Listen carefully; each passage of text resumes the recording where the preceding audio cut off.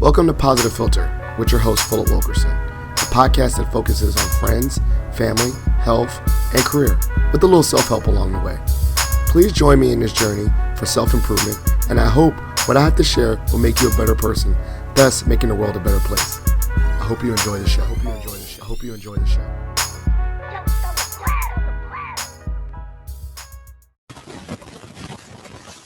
Hello, ladies and gentlemen, boys and girls. It's Philip Wilkerson back with another episode of Positive Philter. I'm joined by a special guest. Well, everyone is a special guest to me. I'm joined by Tibisay Hernandez. And, you know, I definitely don't want to murder my guest's name. I refer to her as Tibby, but I want to make sure that I pay respect to my special guest. Now, we met through Eastern Ace. I think that's how you pronounce it. It's EAs. Yeah. They don't like that EAs. They don't like EAs. They don't like that. Ace. Eastern Ace. So look, I'm working on it. I'm working on using the right titles and all that stuff. But we met, and I'm going to share this little funny story anyway before we go in this episode. We met because we were both in a virtual conference.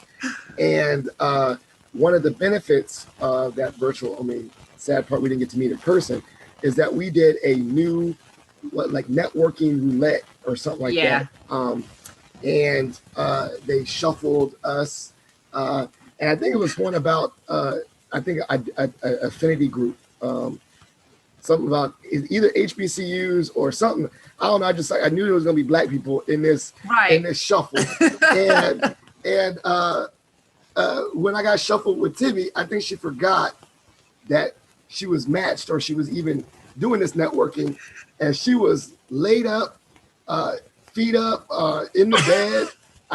Her camera popped on. I said, hello, and I shocked her, and I said off that, when I laughed so hard, we both laughed, I was like, this is my people. We're going to be friends, because that was just, I don't know, it was just a funny moment. And so my camera was turned, so it kept, whenever we shuffled, my camera would reset to facing outward. And in this COVID situation, I was in my bed kind of chilling, and then I was trying to shuffle it back before you came on.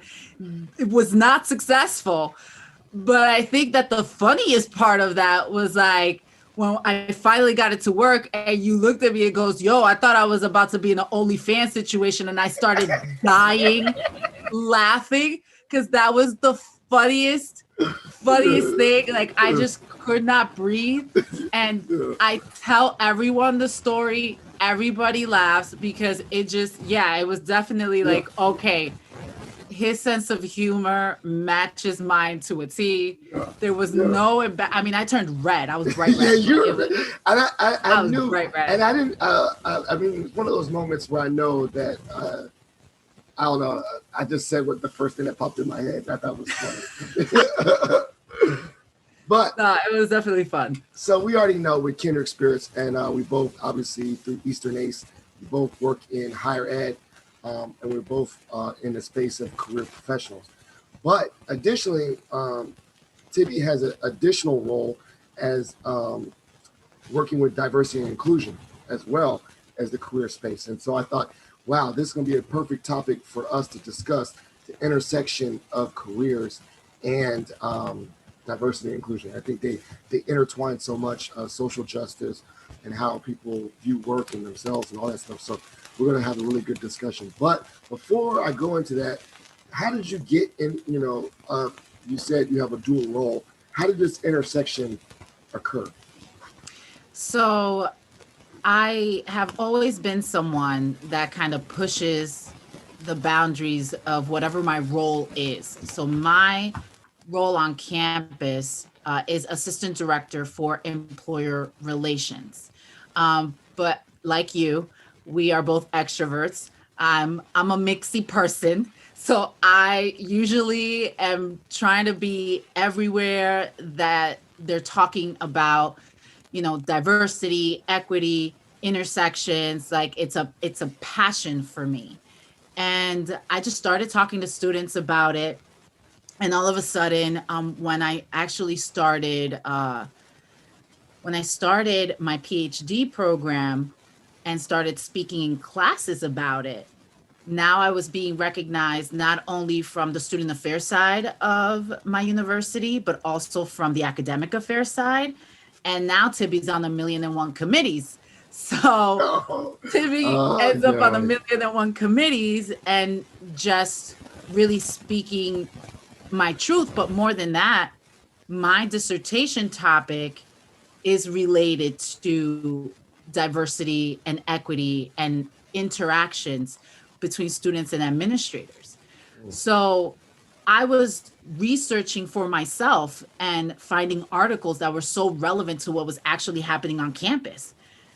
And it just, that marriage of, you know, what I was doing academically for myself in the research space, then what I was doing professionally, and then kind of the places that I was stepping into when I didn't have to step into them, got me noticed by different people. I remember in 2018, when I really started robustly doing this, I got a diversity award for student affairs that I was not expecting at all, but I was nominated for, which was really, really great. And now 2 years later, we find ourselves in, you know, COVID and in transition, and our Office of Diversity and Inclusion had some turnover, and now there's a new interim Chief Diversity Officer, Sam Caldwell, shout out to Sam. And he reached out to me and said, hey, you know, there is this great opportunity to potentially bring you on to ODI. Would you be interested? And I said, yeah, I absolutely would be interested, because this is my passion. And so that's kind of how that happened. Like, deals were brokered in the background. And now a quarter of my job is actually in the Office of Diversity and Inclusion. But I joke that I'm just doing 2 jobs at 100%. So I'm actually at 200% capacity now, plus trying to do the dissertation, because I love this so much that there's no way when things come up that I'm not on the internet researching, trying to make whatever deliverable is being asked of me the best that it can be. And because my background is curriculum development and instructional technology, what I'm doing in ODI is actually facilitation and creating of the trainings that are happening for diversity and inclusion on campus, which is really, really dope. Well, I love that. But also I love particularly what you have done in the career space as it includes. And one of the things that I do give you a shout out, I remember you did a presentation, was using the voice of career services to speak to social justice. And, you know, it was about, you know, wage inequality and, you know, discrimination at work and all those things. Where do you see, like, how do you see those topics intersect? And then, like, how did it, like, come, you know, those thoughts about you using the career social media to discuss social justice issues? So I've always felt that the career space is integral for a student's development, especially related to like a research one institution or any institution where students are on a physical campus. Career services is a place where the bubble gets popped before you walk out off campus, you know, because you're so insulated on a university campus. And, you know, everybody, I tell my students, this is the last place that you will be where everyone that's here, that's hired here, wants to see you succeed. Like, their job is to make you successful.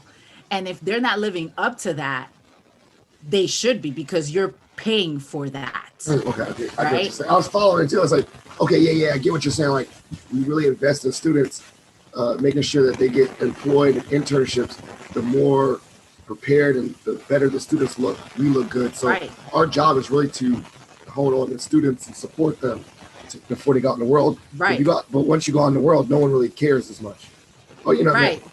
Nobody's there. There isn't this like holistic community of people. Like, you start having to build that network of people that can hold you down, that can explain barriers and challenges to you, you have to go out there and find that. Mm-hmm. And what's so cool about career services to me, being in the employer relations space, is that we have this intel on what people are looking for.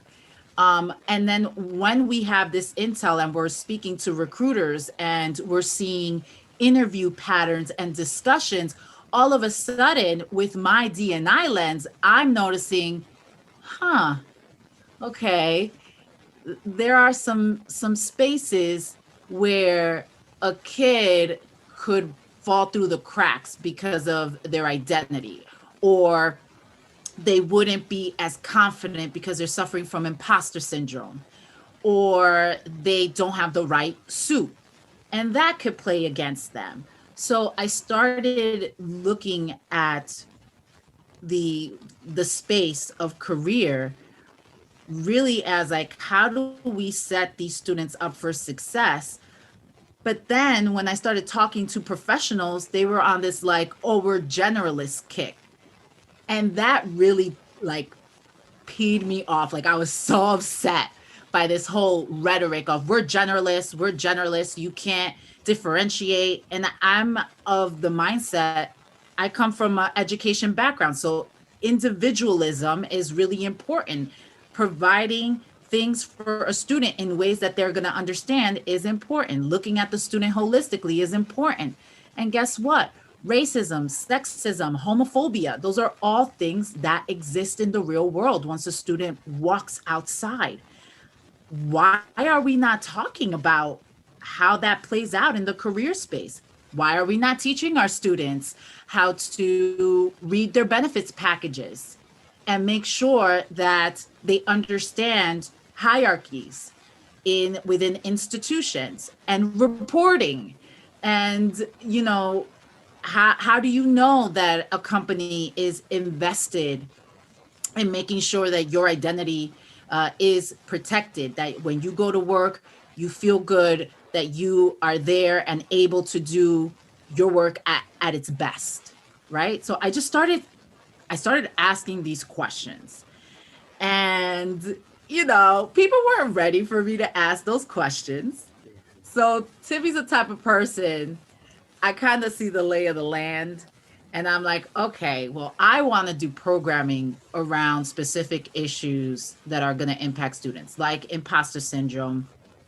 Even I did a grooming programming as well that talked to, you know, males and male identifying individuals about suits and how to tie a tie and appropriate wear, which what's appropriate. I was about to get into that about appropriateness, because right. I mean, this is a crazy pivot, but you know, I always wanted to talk about, like, we're thinking about appropriateness and that, but like, you know, one of the things, the biggest challenge as I have is how sometimes how steeped professionalism is intertwined with Eurocentric ideology and whiteness. And so, you know, how do we find that balance between, like, okay, we want to make sure, you know, students are wearing suits and shaking hands and, you know, not saying, you know, it was good, baby, you know what I'm saying? But then at the same time, it's like, who made this standard of what professionalism is? And you're asking those tough questions because we definitely want to go out in the world and be maximizing over 100%. But also know that there's these, as you put it, institutions in place. So how do you have that balance where you were doing the programs like wearing a suit and all this, and saying, am I teaching these students just to play the game, or this is, you know, this is professionalism? So I started reimagining what professionalism is. So one of the programs that we did was a cultural competent fashion show. And in that fashion show, you had, you know, African print on a blazer, but then underneath, maybe it's, you know, just a white shirt and a pencil skirt. We had for like formal wear that you might wear to like a banquet. We had some of our South Asian students dress up in some of their formal traditional garb. and show that as professional, right? Because it's beautiful, right? So the incorporation of our fabrics, our colors, things that are unique to our culture, that are still appropriate in all means, but wonderfully beautiful and different. And when we had that culturally, not culturally appropriate, but we had a cultural professionalism fashion show, these students, they came and they showed out with what they presented. And it was just beautiful, a beautiful marriage between an idea that I cooked up one day in my head, happened to be speaking to a student assistant about. She was in a fashion student organization on campus that does the dopest fashion shows and gets like Brooklyn designers to come up and donate clothes and showcase their stuff and do like little pop-up shops. So I collaborated with them and I was like, this is my idea. This is your vision. Like, I want you to execute the vision. Like, this is just what I'm thinking, but how do you bring that to life as a student? What does it look like to you? And yeah, I just started reimagining what professionalism is. And the reality is that a lot of professionalism that we teach is really about making white people comfortable. You know, it's about going into the space. You're not fully yourself, which is interesting to me, especially as a Latina that's of Dominican descent. I talk a lot with my hands. And I've been in leadership trainings where I have been told, do not do that. Like, flat out, don't talk with your hands. It's a sign of blah, blah, blah. Fine. And then I started doing some research on embodied cognition and how you actually offload a lot of your cognitive processes physically, right? So, and I'm talking with my hands, it's a part of my cognitive processing. So when you stop me from doing that, you're actually inhibiting my cognitive process and stopping me from getting to different understandings and places intellectually that I would get to if I weren't doing that. And I think of children that have autism and are autistic, and that containment of body is something that you see a lot in that space as well. And I'm like, and I just started wondering, like, what other processes do we inhibit? Yeah, I love that. Cognition. And I love that you dropped some dope like cognition and big words on me, because I was like thinking like, dude, like that lack of expression. Because I was told one time that I talked with my hands, and she was like, I had a supervisor say, you know, can you calm down that rapadap? And I said, well, I don't even know what rapadap meant, but she was saying like, I looked like when I was talking, I was like, you know what I'm saying?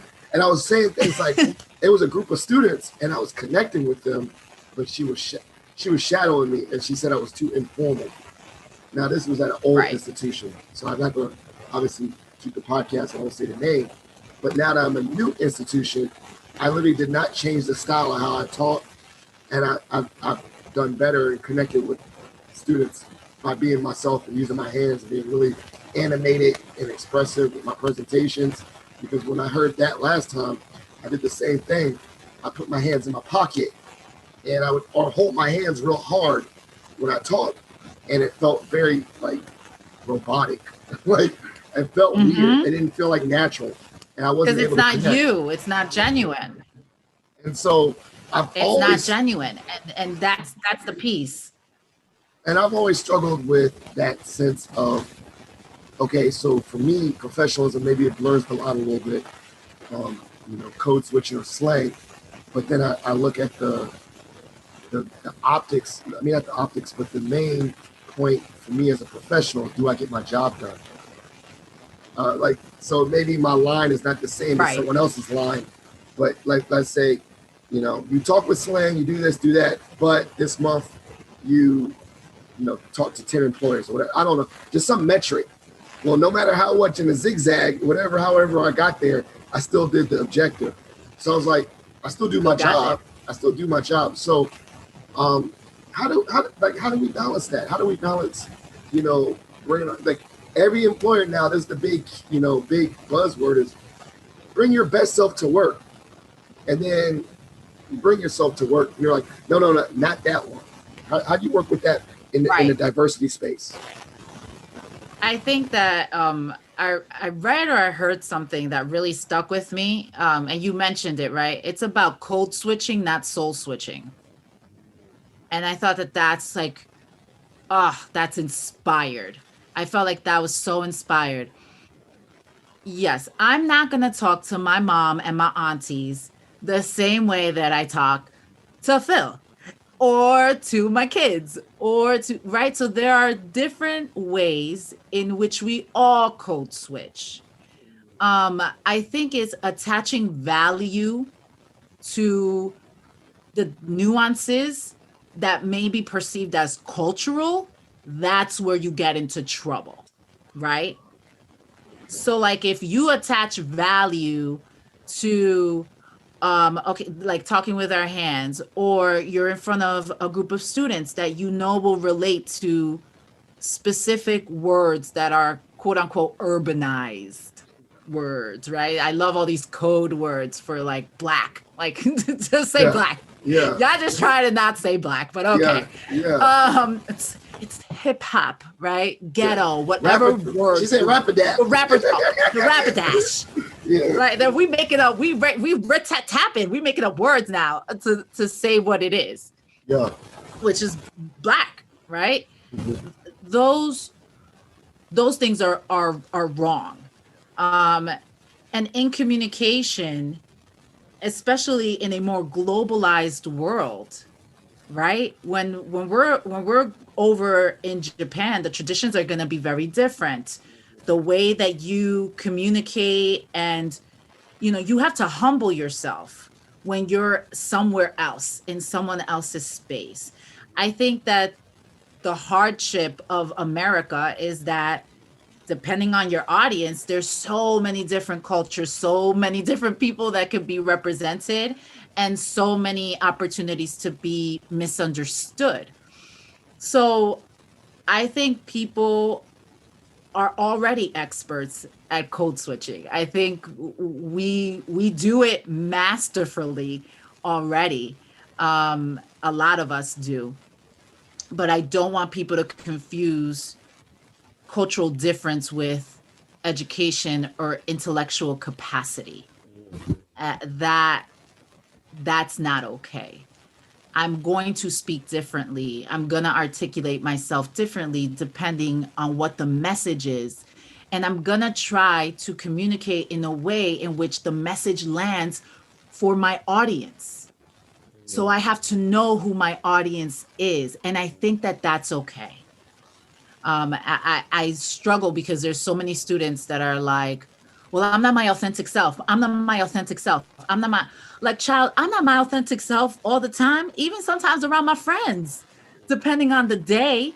Authenticity is not just about, you at 100. I tell people can't take Tibby at volume 100 every day.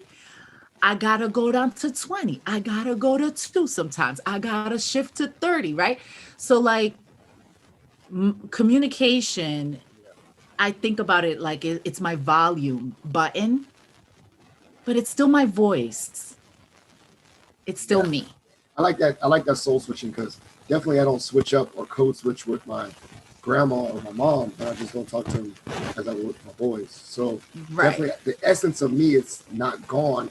I think I even wrote that down as knowing my audience. And so I think that could be very empowering for a lot of students, particularly students of color that are going to go into predominantly white spaces. I'm going to use that line, like, don't switch up, don't change who you are, know your audience, but keep your soul intact, maybe, get on the phone with a friend or something.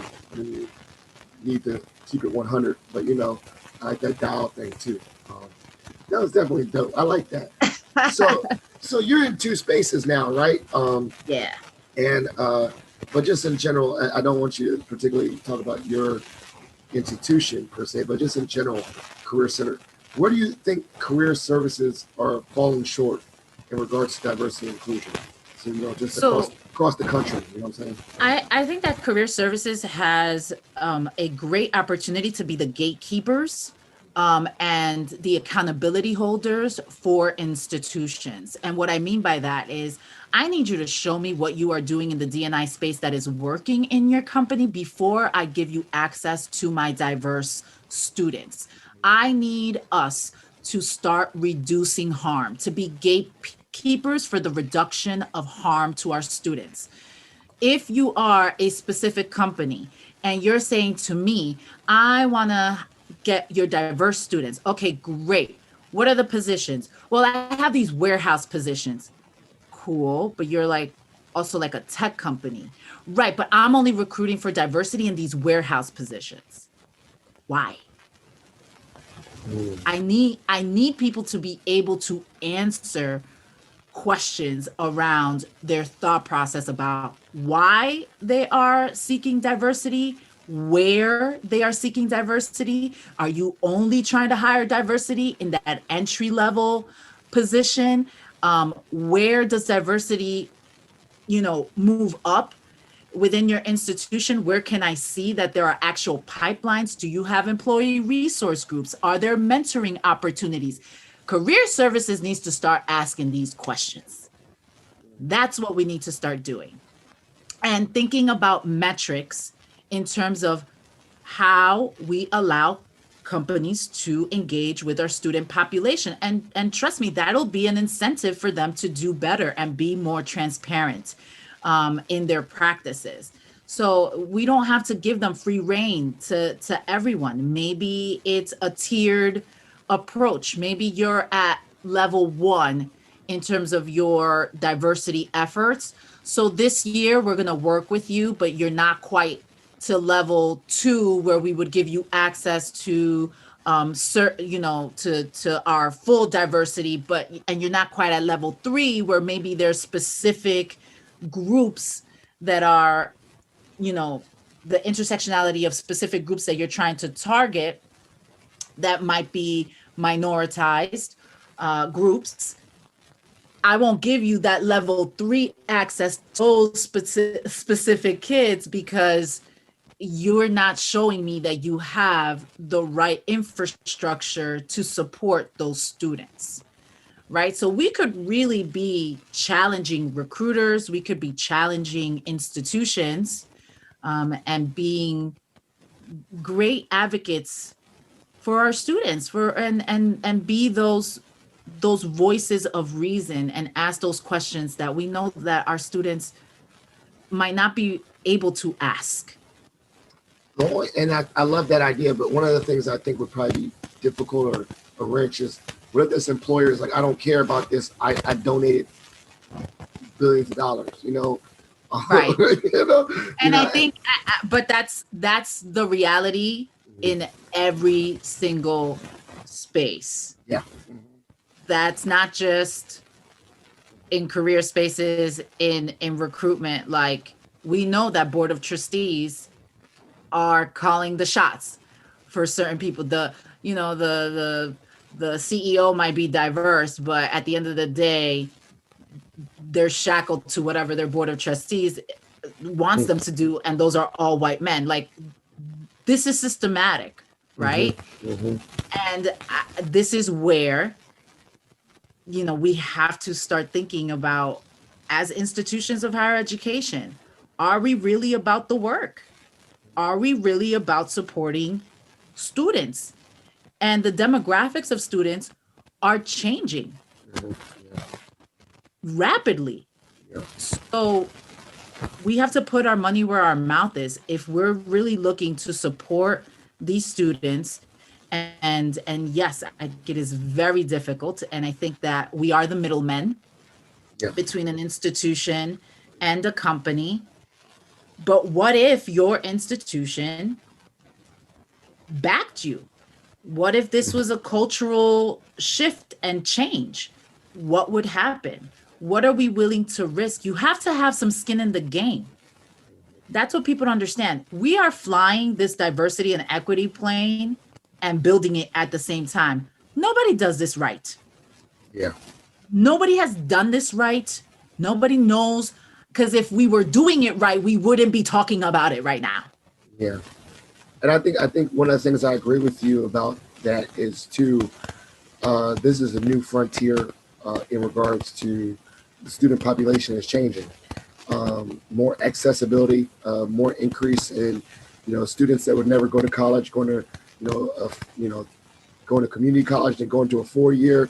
And so the workforce is changing exponentially, right? And so I think you're right. Like, I think that a lot of universities are jumping on because a lot of universities are changing. And so this is going to be, I think the next 10 years is going to really shape not only the career space, but higher ed in general. And a lot of that also shifts that the universities that support their students, hopefully, ideally, they go out in the world and become great. And then they get back, those great people get back to the college, right? Right. So that's another thought process too, though. Like, there are institutions that don't see their Black and brown as like viable donators after when you're an alumnus, right?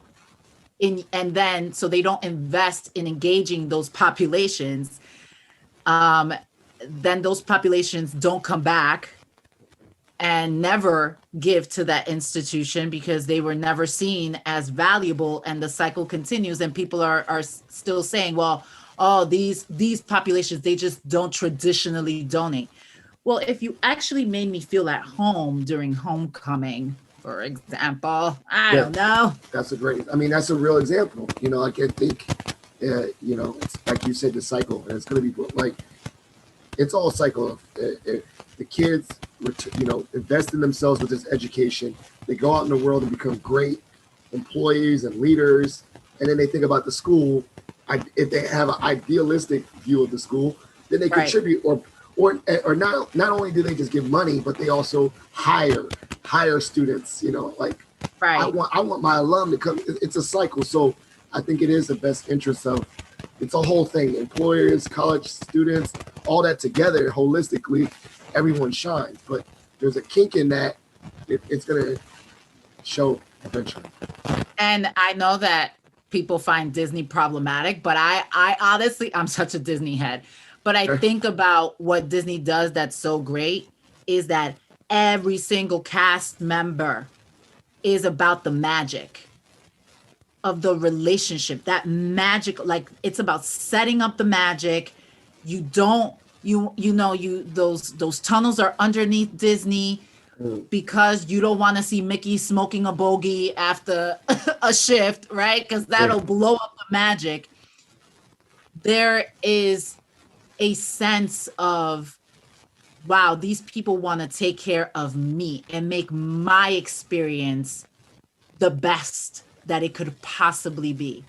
What if higher education adopted that type of attitude where every single student is seen as valuable, worthwhile, they are encouraged, they are uplifted and empowered, and not just half-assed, like truly that people are incentivized by their treatment of the customer, of the client, of the student,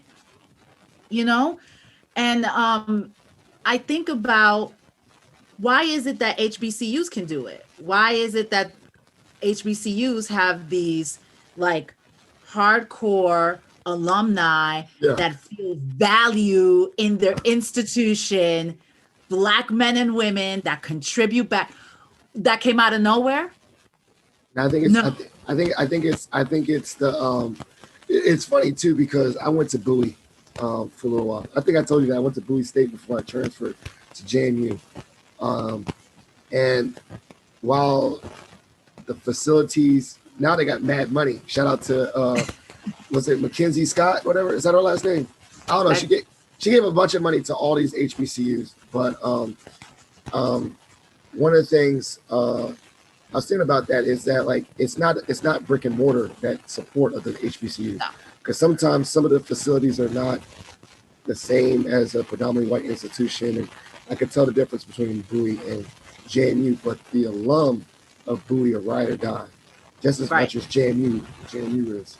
And I think it's something that speaks to that speaks to something like, why is that? And I think it's because I think they don't have to really soul switch. Right. Like those students felt valued and seen and celebrated, and the culture is there, that I think there's a special space for them. A special space. Like, one of the things I always heard about for a lot of people that go to HBCU is like, there was a part where it's like overwhelmingly Black.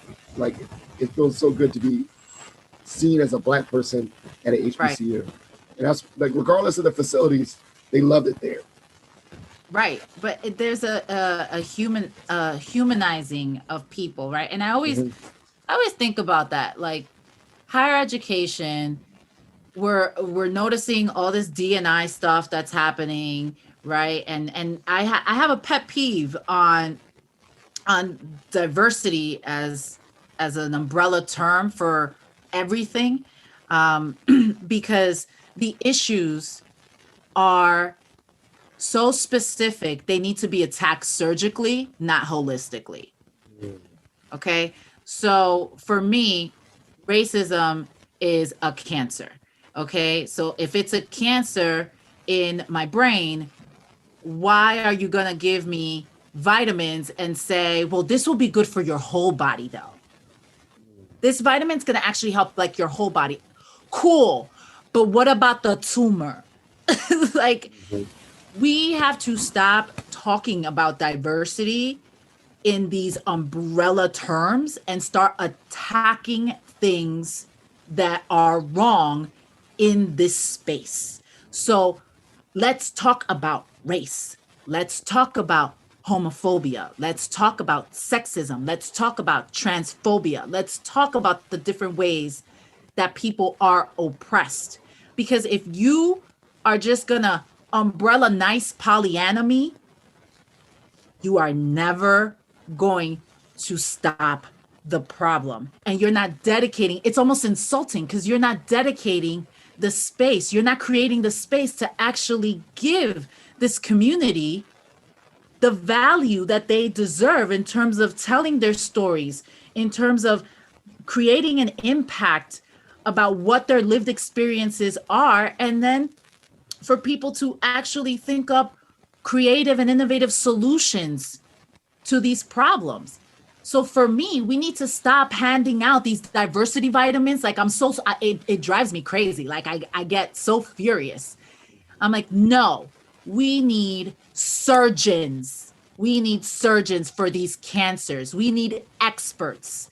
And for me, higher education, what we do a lot of is, we send people to conferences, people come back, and then all of a sudden they're the expert. Newsflash, a conference doesn't make you an expert. Reading a book doesn't make you an expert. You dabbled.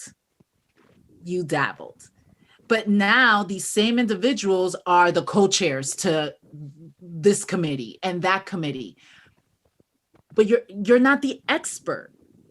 So when are we going to start investing in expertise? I also think that, and this is radical, I guess, but I think that just the way that, schools are ranked in all these different metrics, I think that diversity, equity, and inclusion in specific sections, right, surgically, that needs to be looked at. I think that needs to be a part of the accreditation process.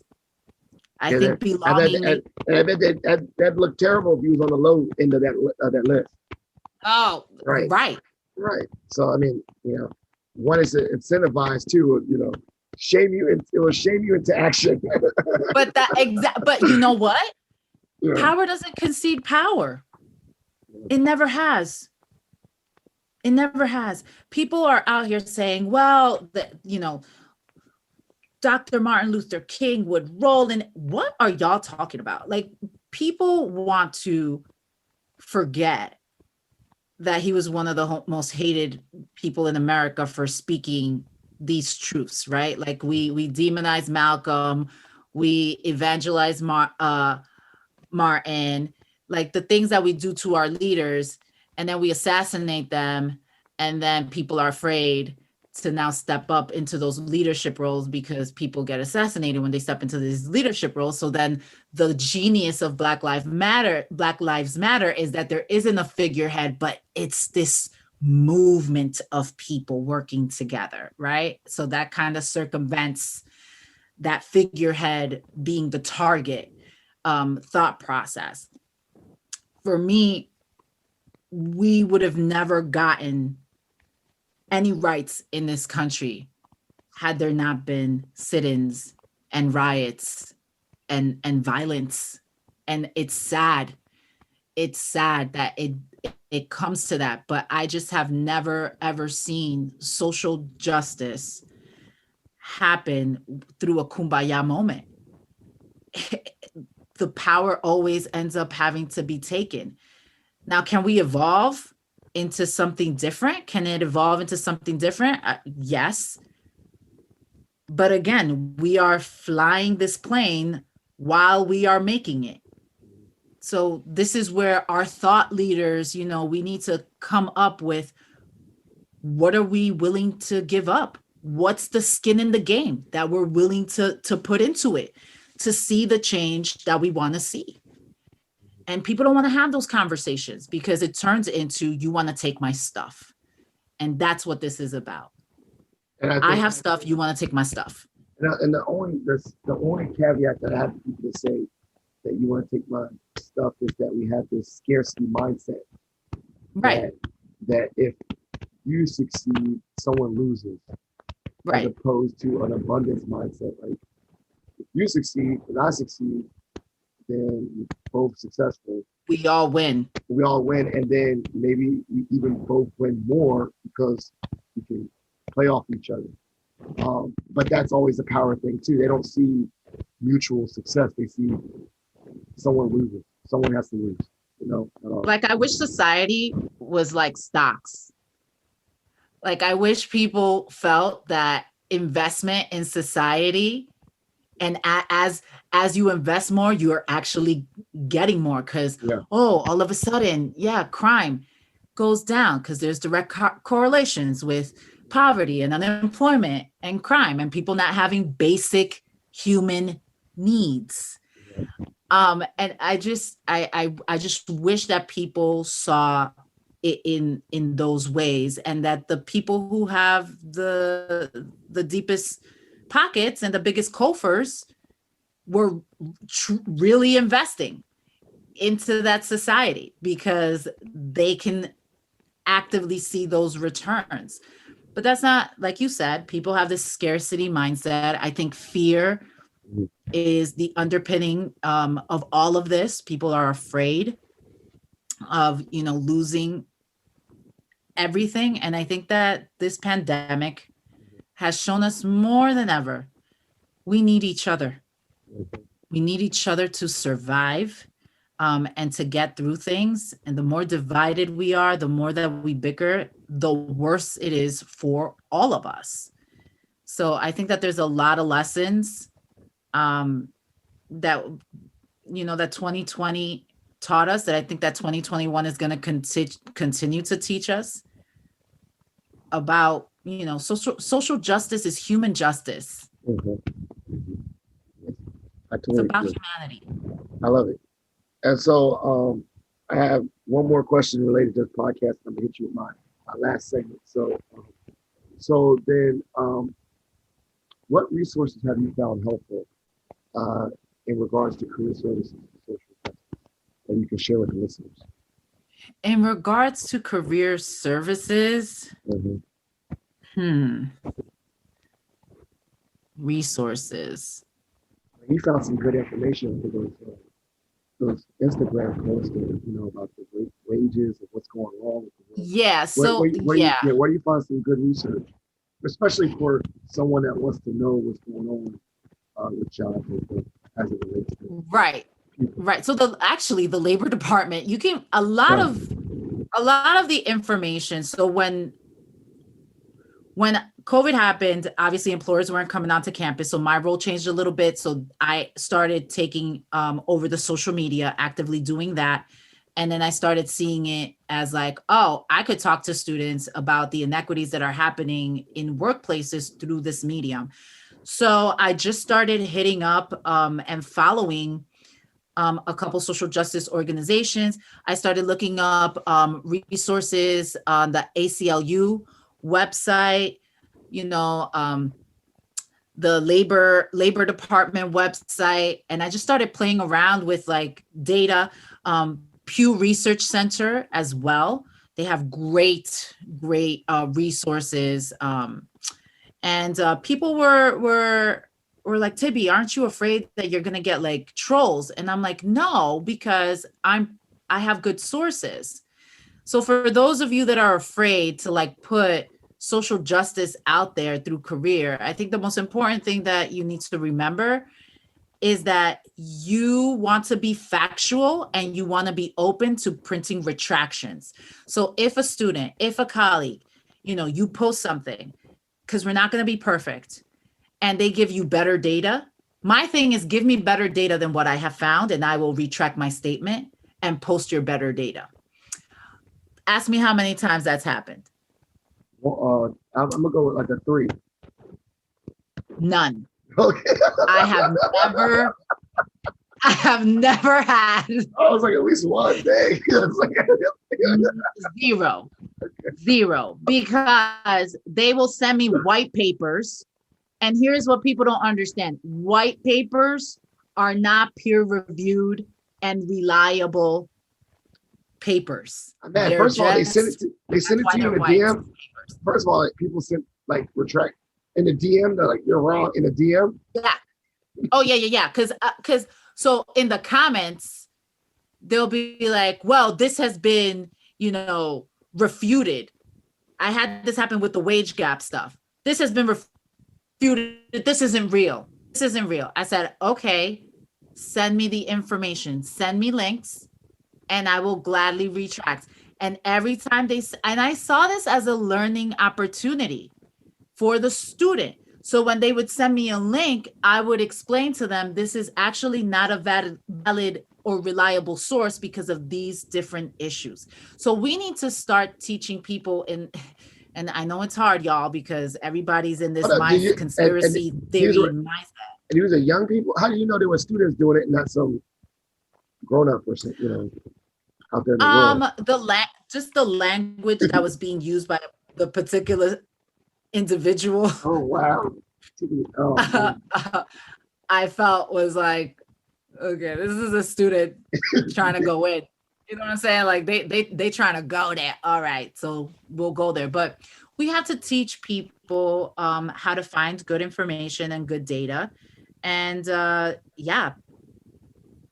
educational institutions should be providing this information.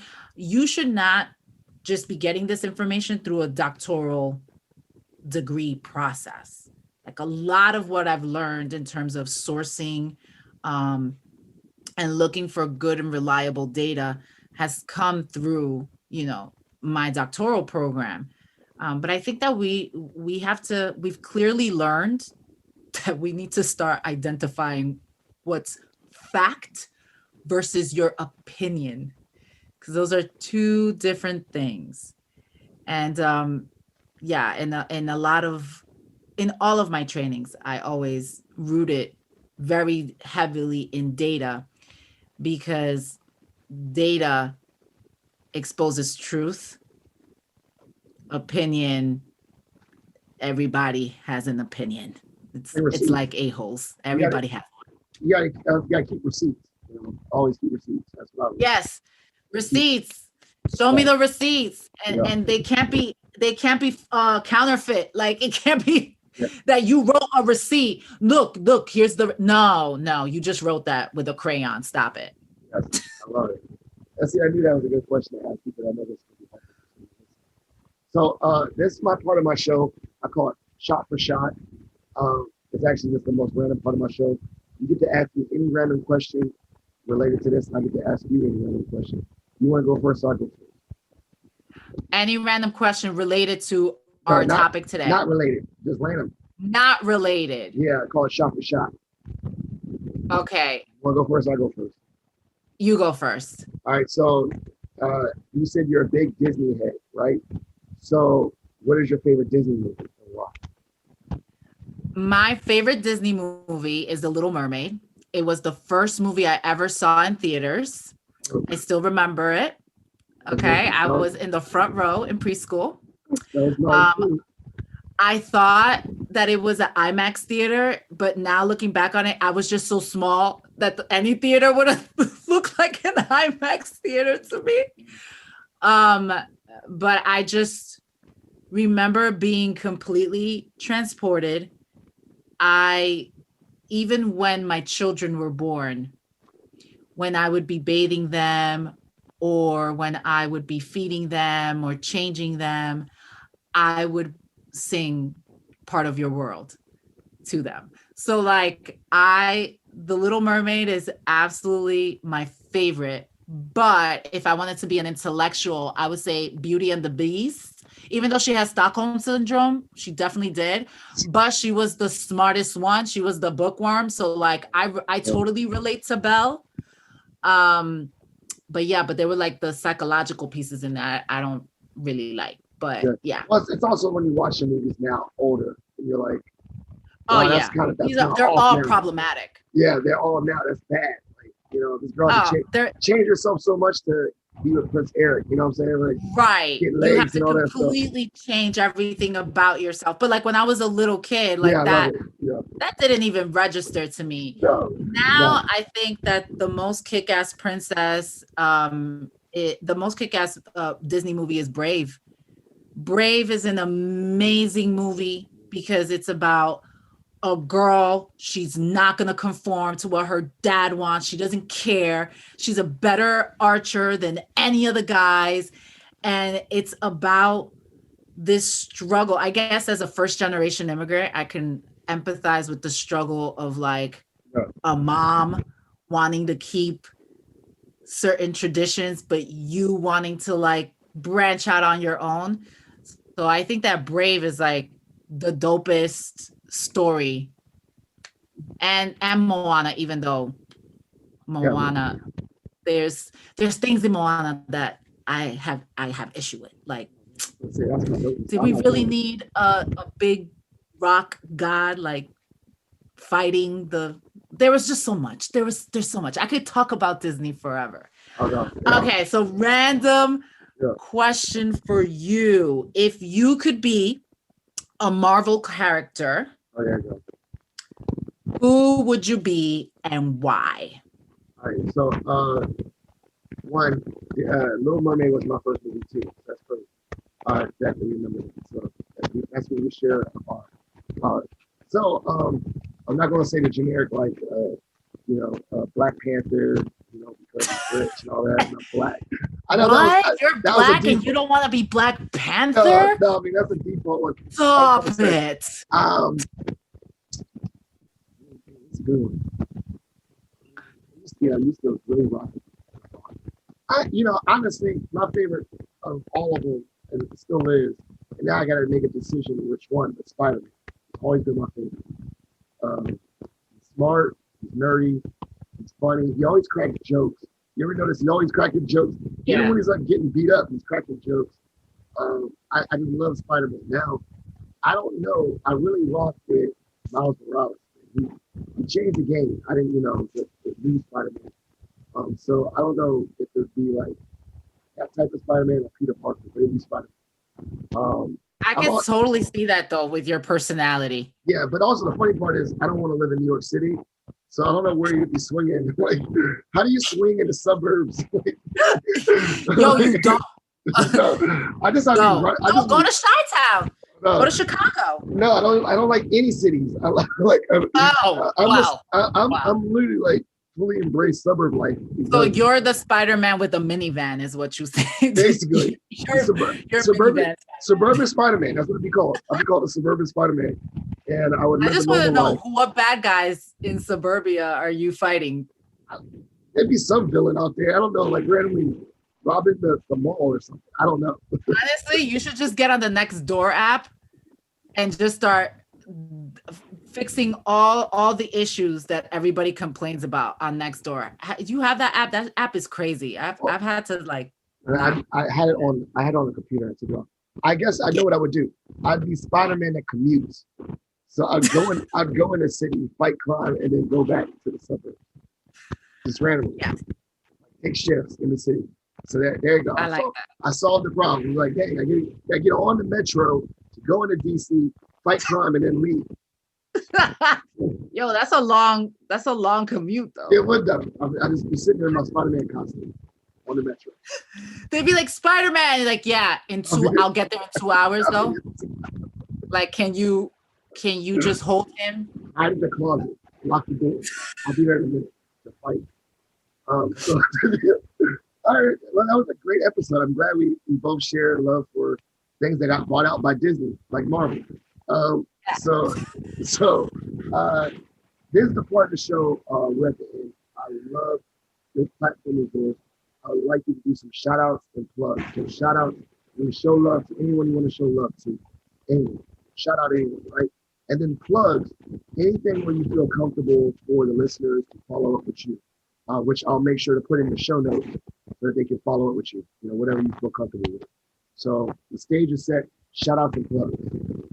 Well, I want to shout out Dr. Alicia Monroe from Eastern Ace, who's our first diversity director extraordinaire. It was amazing and has been really instrumental in my just development and thought process about diversity, equity, and inclusion and belonging in the career space. Like, that woman is just a genius phenomenon who should get all the awards. And then I just want to give a shout out to like my family, Mr. Ben Luke, my husband, and my kids, Mia and Adrian, because our little cosmo, like little world that we've had to be in during COVID has been extremely stressful. And I don't think that I would have survived as well as I'm surviving if it wouldn't have been for them. So, and my best friend, Michelle Pena, I love you. You are the half of my orange. I always have to say that about you. So yeah, so those are like my support people that I really, really care about. There's a million people in Eastern Ace that are doing this great work too. Tracy Hanton, Marisol, Steve Savitsky. Like, there's just tremendous people that are really, really doing this work well. So shout out to all of them. And then plug. So I do have my own LLC. And you can actually find me at TibisayHernandez.com. So I'll, give you all the correct spelling of that so you could put it in the show notes. But I do diversity, equity, and inclusion training. I have a specialty in implicit bias, but I do everything from, how to have critical conversations, also an exploration of history and how we've gotten to this point. And, thinking about action planning and what your personal journey is going to be in social justice. And I do a workshop on how to actually create an action plan for yourself. Like, once you've identified that you have a bias, well, what now? What happens next? So I help people minds and reflect and think about the different ways that can unfold for them in their personal life. So those are things that I really love to do. So you can find me there. And then, I had to give a shout out to Noah Simon, UAlbany, my great director, who is ride or die. And I will say this, it is not every day that you find someone who is an ally, is a part, of the majority in some of his identities, not all, but he really has given me so much trust and free reign to develop these programs and these kooky ideas that I have in my head. And he just believes in me so much. And I really have never been supported by anyone the way that I'm supported by my current office. And it's really wonderful to be a part of. And then, my new office as well, Sam, who I shouted out earlier in the episode. I just am becoming a better professional in this space just by being in this person's presence. So just, those people, this is what I love to do. Hopefully, I'll say this on your podcast by fall 2021, I will be Dr. Hernandez. So we'll have to do this again. Hopefully, if all goes to plan. That was me clapping with sign language. Yes, please. I need to get this doctor done. Yes, please. But and then during that episode, you can't call me Tibby. You just have to call me doctor like the whole time. Like the whole I call you Dr. T? Dr. T, I love it. All right. Yes, we're speaking that to existence because that'd be a dope nickname. I'm always going to call you that. Yes, Dr. T. I love that. Because that's like Mr. T, and Mr. T was like the bombs. Yeah, but Dr. T, you take it to the next level. Take it to the next Dr. T. You leveled up from Mr. Leveling up. To Dr. T. I don't got the gold chains though. Just saying. You can just get your diploma. Get like a big medallion that has your school emblem on it. Yo, you gonna take me to Jacob the Jeweler, and we're gonna do that. That's showing my age. If I was rich, I would. If I was rich, I would randomly waste my money on chains for other people. So I'd be on the show broke because I'd be the MC Hammer. This is a totally pivot, but I can see why MC Hammer went broke. Is because he was so giving with his money, but he also, that would have been me. Like, why not? Like, right. Oh, you my friend. You want a chain. You need a house. Yeah, there you go. I have all my friends on payroll, all of them. So I'm not on your payroll. I guess we're not friends. I'm not, but I'm not hammered. Oh, okay, so, okay. I thought you meant now. I was about to say, no, I get a check. No, if I was hammered, I'd have 2 people on my payroll. I would have you as my chief diversity officer. Listen, for whatever company I have. I would have whole office building just randomly and give out chains instead of promotion. Yes, I hope for the day where there's no need for chief diversity officers. We could just be at peace with each other. We'll see. I feel like that was a better place to end than being broke. I love that. I love that. So, listeners, this has been a great episode. Please check out all the resources we share. I mean, that to be shared in regards to just doing your research, especially about what's going on in labor and how disproportionately affects certain identities. There's some great knowledge. I'm gonna put all those links in the show notes. And please also support or reach out to her in regards to transformative leadership training. I'm already transformed in the hour that we talked. I got a new term. I'm going to talk about soul switch. So please check out all those things. Please show her some love and please support her journey and give her some support over the airways as she pursues this doctorate to be Dr. And as my sweatshirt says, I'm always thriving while triggered. There you go. And that's from the Dandy Studio. They have some dope shirts like this. I love showing up to a place where my shirt says it all. And in Zoom world, I feel like now my clothes are like my billboards. And it's almost like I can let you know, don't do it. Don't mess with me today just by what my shirt says. So I was going to mention a shirt, but then I was like, I was going to let you drop it, which is dope. So Dandy Studio, I'm gonna put that in the show notes too. The Dandy Studio, thriving while triggered. Miller is a great friend, does great, amazing work in the gender identity space. So, our communities, we have to keep on supporting each other. So I love it. I'll put that in the show notes as well. You got so many. I think these show notes is gonna be like a whole research paper because of all the great things. Oh man. So Positive Philter listeners, thank you for listening to another episode. If you enjoyed this episode, please share it with your family and friends. Sharing positivity is a movement. If you have any questions for the podcast, you can follow Positive Philter on all platforms, social media platforms, or leave a voicemail for the podcast, which is 571-336-6560. That's 571-336-6560. Sharing positivity is a movement, and we're out. Thank you for listening to Positive Philter, a podcast that focuses on family, friends, career, with a little self-help along the way. If you enjoyed this podcast, please share it with your family and friends, and like the Facebook page, Spreading Positivity of Movement. Thanks for listening.